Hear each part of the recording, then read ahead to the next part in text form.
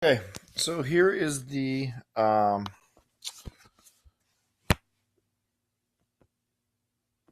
tutorial on how to do an incline or a problem up an incline. So what we got here is we got a 15 kilogram box, and it is being pulled up a 35-degree incline by a rope with a tension of 150 newtons. The acceleration of the box is 2.5 meters per second per second. What is the acceleration of the box? So if we take a look here, there's our incline. So draw your incline real quick. We're just going to make a rough sketch first. Okay. So this is just our rough sketch. And we got our force of gravity, which is down. Okay. We know that this is our F pole of gravity. F pole. That's what that's supposed to say. There we go. Maybe. Let's try that again. All right. So let's try F pole.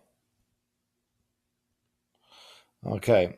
And so then we also know that there is going to be a coefficient of friction. Now, since we are accelerating up, it's being pulled up, I know that my force of friction also needs to be down.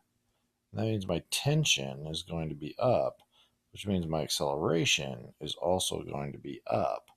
Now, this can do me a little bit of good here. So let's draw on our components of gravity. Okay. Now remember, this is force perpendicular.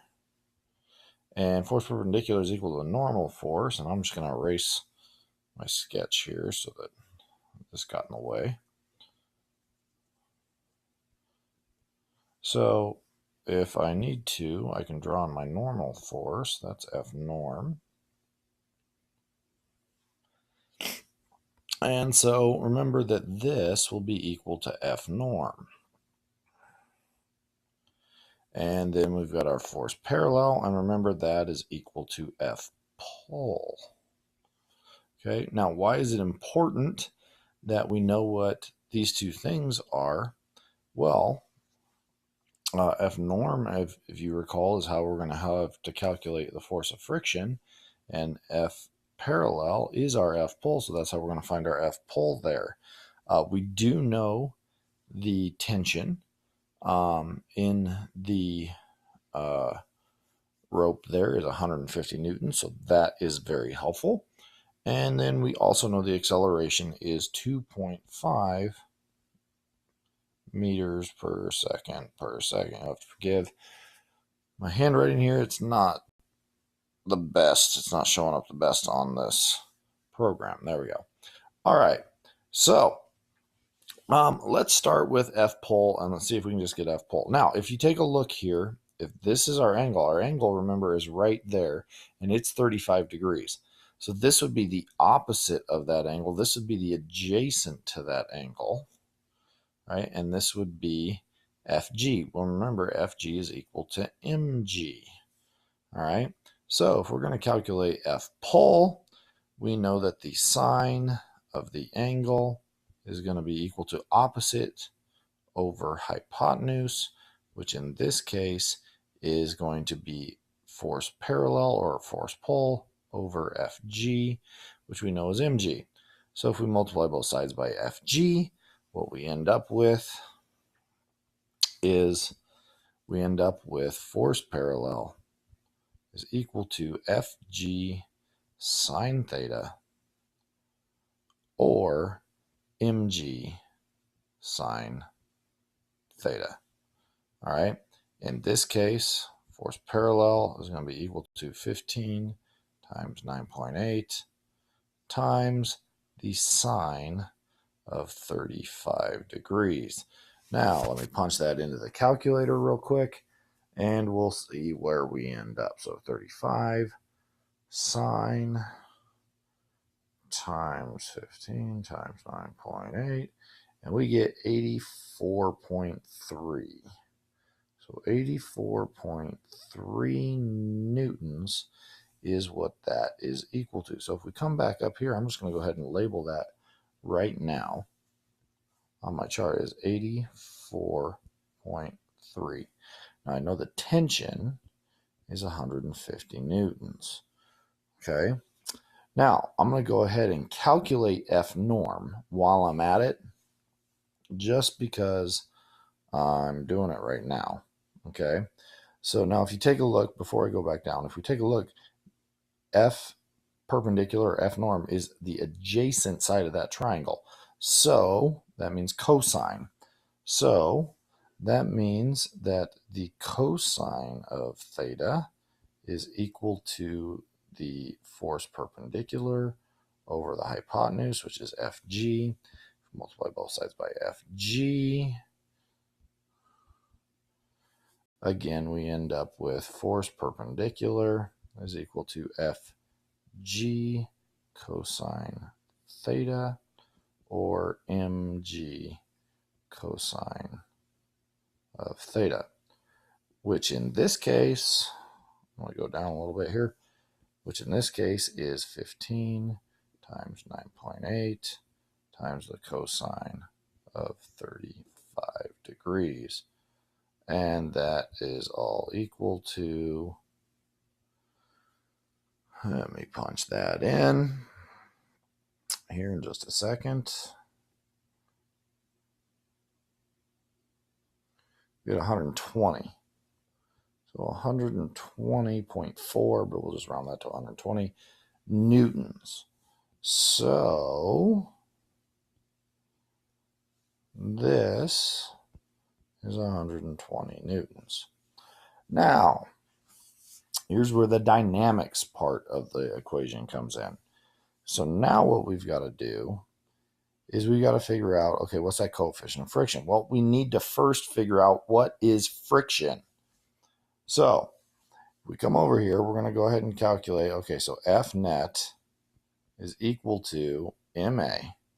It's also equal to the sum of all the forces. So it's going to be equal to the force of friction plus F pull plus the tension. Now, to keep things consistent, remember we're going to go up is positive and down is negative. So that means that my force of friction will be negative, my F pull will be negative, my tension will be positive. Because we're accelerating up, my acceleration will always be positive. So make sure we're keeping those straight. So if we start plugging in numbers, the mass is 15 times 2.5.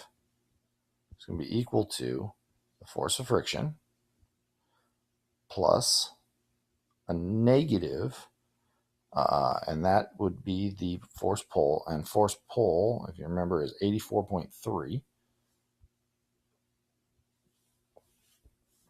So it'll be a negative 84.3 plus a positive tension, and that is 150. Okay, so if we do this math real quick, we get 15 times 2.5 is 37.5, and that's positive, is equal to, that would be 150 minus 84.3.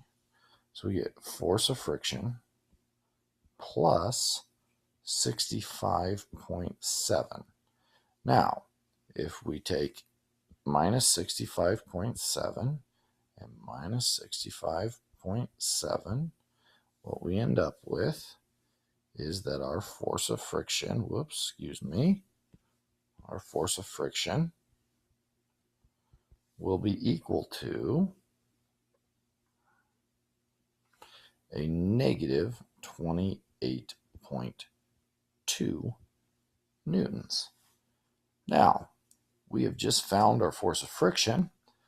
We also know from previous units that force of friction is equal to F norm times mu.